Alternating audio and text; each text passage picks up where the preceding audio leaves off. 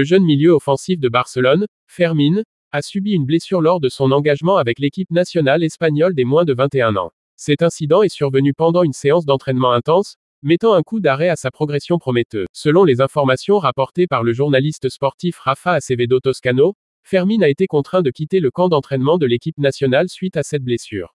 Les détails exacts de la nature de la blessure n'ont pas encore été divulgués.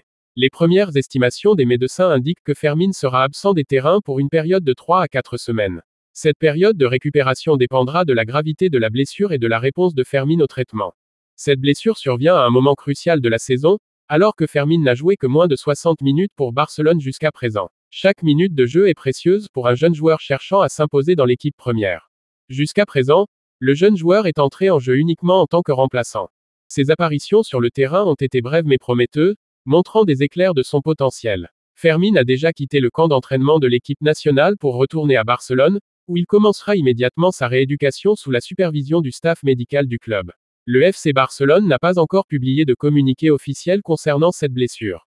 Les supporters attendent avec impatience des nouvelles sur l'état de santé de Fermín et les plans de rééducation prévus. Fermín rejoint une liste déjà longue de joueurs blessés au sein de l'équipe catalane, ce qui complique encore plus la tâche de l'entraîneur pour composer une équipe compétitive. Parmi les autres blessés, on compte le défenseur central Ronald Araujo, qui est un pilier de la défense barcelonaise. Son absence se fait cruellement sentir dans la solidité défensive de l'équipe.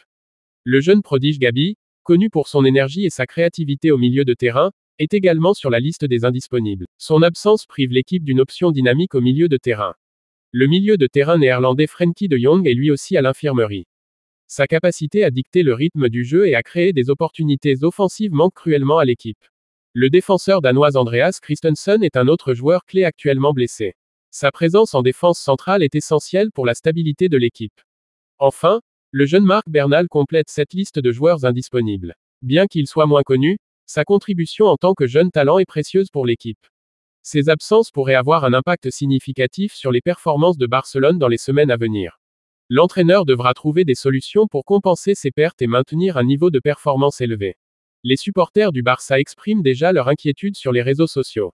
Ils espèrent que les joueurs blessés pourront revenir rapidement et que l'équipe pourra surmonter cette période difficile. Fermín suivra un programme de rééducation intensif pour revenir le plus rapidement possible. Ce programme comprendra des séances de physiothérapie, des exercices de renforcement et des évaluations régulières de sa progression. Ces blessures pourraient offrir des opportunités à d'autres jeunes talents de l'équipe.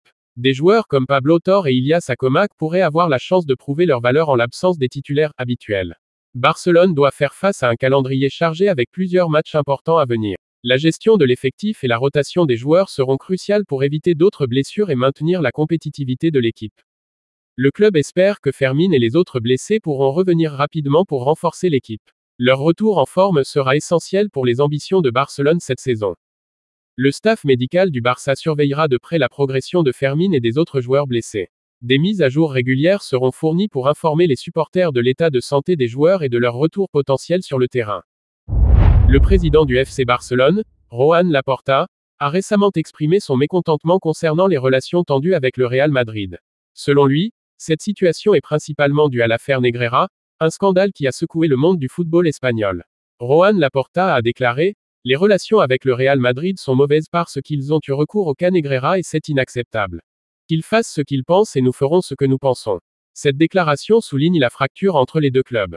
L'affaire Negreira implique le FC Barcelone et José María Enríquez Negreira, ancien vice-président du comité technique des arbitres d'Espagne. Ce scandale porte sur des paiements effectués par Barcelone à des entreprises liées à Negreira. Entre 2000 et 2018, le FC Barcelone a versé 7,3 millions d'euros à des entreprises associées à Negreira. Ces paiements ont suscité des interrogations quant à leur légitimité et leur finalité. Le club catalan affirme que ces paiements étaient destinés à des services de conseil en arbitrage. Selon eux, ces services visaient à améliorer la compréhension des règles et des décisions arbitrales. José María Enríquez Negreira a nié toute allégation de corruption. Il a affirmé que les paiements reçus étaient légitimes et qu'il n'y avait aucune intention malveillante derrière ces transactions. L'affaire a été rendue publique en février 2023, provoquant une onde de choc dans le monde du football. Les médias ont largement couvert cette affaire, alimentant les spéculations et les débats. Suite à ces révélations, les autorités espagnoles et l'UEFA ont lancé des enquêtes pour déterminer la nature exacte de ces paiements et s'il y avait eu des actes de corruption. En mai 2024, le tribunal d'audience de Barcelone a conclu que les paiements effectués par le FC Barcelone ne constituaient pas des pots de vin. Cependant, Cette décision n'a pas mis fin aux enquêtes sur la corruption dans le sport.